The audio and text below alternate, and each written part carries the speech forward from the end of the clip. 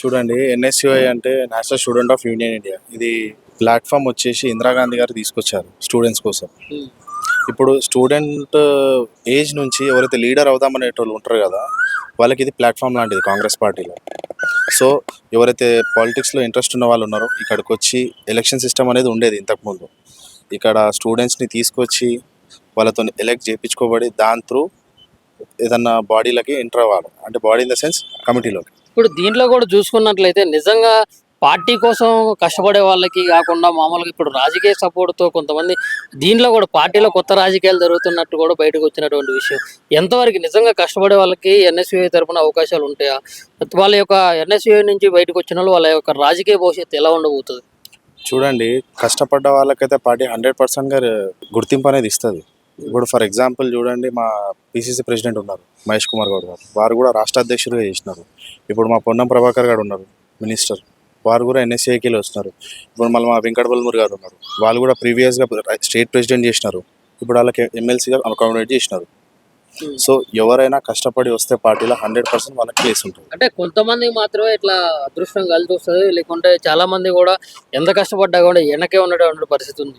అట్లాంటిది ఏముండదండి. ఇప్పుడు మా కొత్త ఇన్ఛార్జ్ వచ్చినారు మీనాక్షి నటరాజన్ గారు, ఎవరైతే పారాషూట్ లాంటి క్యాండిడేట్స్ ఉన్నారో వాళ్ళకైతే ప్లేస్ లేదు పార్టీలో. కష్టపడి పైకి వచ్చిన వాళ్ళకి ప్లేస్ మన పార్టీలో.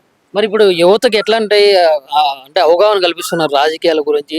అండ్ ఇప్పుడు ప్రస్తుతం ఇప్పుడు చదువుతున్నటువంటి విద్యార్థులు ఎవరైతే ఉన్నారో డిగ్రీ స్టూడెంట్స్ కానీ లేకుంటే పీజీ స్టూడెంట్స్, ఎంబీఏ స్టూడెంట్స్, వాళ్ళందరికీ కూడా మీరు ఎన్ఎస్సీ తరపు నుంచి ఎటువంటి భరోసా కల్పిస్తున్నారు, ఎటువంటి అవగాహన కల్పిస్తూ ఉంటారు? చూడండి, ఎన్ఎస్యుఐ అనేది మన అందరిది, ఏదో కాంగ్రెస్ పార్టీ ఒక్కనేది కాదు. ఇప్పుడు మాకి పవర్ ఎట్లున్నదంటే, మేము రూలింగ్లో ఉన్నా కానీ కూడా మేము మా గవర్నమెంట్తో కొట్లాడే ఛాన్స్ మాకున్నది. గవర్నమెంట్ ఇప్పుడు మేము సీఎంని కూడా క్వశ్చన్ చేయొచ్చు. ఇప్పుడు స్టూడెంట్స్ మా దగ్గరికి ఏదైనా ప్రాబ్లం మీద వచ్చినా మేము వాళ్ళ దగ్గర వాళ్ళ ప్రాబ్లం అనేది నోట్ చేసుకొని మేము రీప్రజెంటేషన్ ఇచ్చినా వాళ్ళ ఐడియాస్, వాళ్ళ ఏమైతే ప్రాబ్లమ్స్ ఉన్నాయో సార్ట్అవుట్ చేయడానికి ట్రై చేస్తాం. మేము మ్యాక్సిమం సాల్వ్ అవుతుంది అది కూడా. సో ఇప్పుడున్న సిచ్యువేషన్లో ఎవరైతే స్టూడెంట్స్ కానివ్వండి, ఎవరైతే ఎంప్లాయీస్ కూడా ఉన్నారో ఐటీ ఎంప్లాయీస్ మ్యాక్సిమం వాళ్ళకు కూడా నేను చెప్పేది ఒకటే, పొలిటీషియన్స్ ఖాళీ పార్టీ వరకే ఉంటారు, మాకేం హెల్ప్ చేయరని కాదు. మేమే ఉన్నాం ఎగ్జాంపుల్, మేము కూడా కష్టపడి పైకి. మీరు ప్రభుత్వాన్ని వ్యతిరేకించే అవకాశం ఉన్నప్పటికీ కూడా ఇప్పుడు ఫస్ట్ సర్క్యులర్ జారీ చేసింది. ఒక పక్క పగడబందీగా ఒక ప్రణాళికతో మాత్రమే ఇక్కడ ముందు సర్క్యులర్ జారీ చేసి విద్యార్థుల గొంతు నొక్కిన తర్వాత హెచ్సియు భూముల కబ్జా గురించి ఇదంతా కూడా జరిగింది మొత్తం ప్రాసెస్. దానికి ఎన్ఎస్యుఐ ఇప్పుడు ఎవరైతే విద్యార్థులు ప్రశ్నిస్తున్నారో వాళ్ళను కూడా ఆపేటటువంటి ప్రయత్నం చేసిందంటే ఏం చెప్తూ? చూడండి, మీరు క్వశ్చన్ చేసింది కరెక్టే, కానీ అట్లా ఉండుంటే మేము కేసులు విత్డ్రా చేసుకోకుండా కదా. విత్డ్రా అయితే చేసుకున్నాం కదా, నిజంగానే మాకు స్టూడెంట్స్ పైన ప్రేమ ఉంది కాబట్టి మేము విత్డ్రా చేసుకున్నాము. అదంతా సోషల్ మీడియాలో బీఆర్ఎస్ గవర్నమెంట్ చేసే కాంట్రవర్సీ ఇదంతా. అంతే. అసలు ఎందుకు కేసులు పెట్టడం ఎందుకు, ఇట్లా అక్రమంగా అరెస్ట్ చేసుడు ఎందుకు, మరి ఇప్పుడు మొత్తం కూడా మళ్ళీ వెనక్కి తీసుకోవడం ఎందుకు? చూడండి, అప్పటికిప్పటికి సోషల్ మీడియా అనేది పెరిగింది. ఏదైనా ఏఐ ఇప్పుడు వాళ్ళు మొత్తం ఎడిటింగ్ చేసేసి మొత్తం సోషల్ మీడియాలో వైరల్ చేసినంత మాత్రాన ఉన్నది కాదు అయిపోదు కదా. ఇప్పుడు ప్రాక్టికల్గా అక్కడ పోయి చూస్తే అర్థమవుతుంది మీకు కూడా ఏందనేది. ఇప్పుడు ఆ 400 acres ల్యాండ్ వచ్చేసి గవర్నమెంట్దే. ఇప్పుడు నిజంగానే ఒకవేళ గవర్నమెంట్ కాకపోయినా ఉంటే వాట్ అనేది మీకు కూడా తెలిసి ఉంటుంది.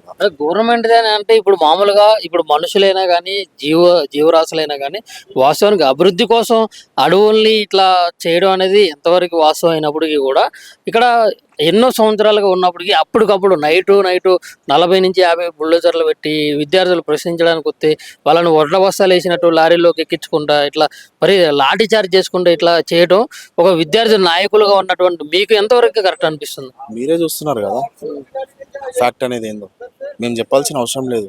న్యూస్ ఛానల్ కూడా అక్కడనే వెళ్ళినారు కదా. ఇప్పుడు ఎన్ఎస్సీ నాయకులు ఎంతమంది అరెస్ట్ చేశారు, వాళ్ళ మీద ఇటువంటి కేసులు ఉన్నాయి, మరి ఇప్పుడు వాళ్ళు కూడా ఉన్నారు ఇప్పుడు అరెస్ట్ అయిన వాళ్ళలో?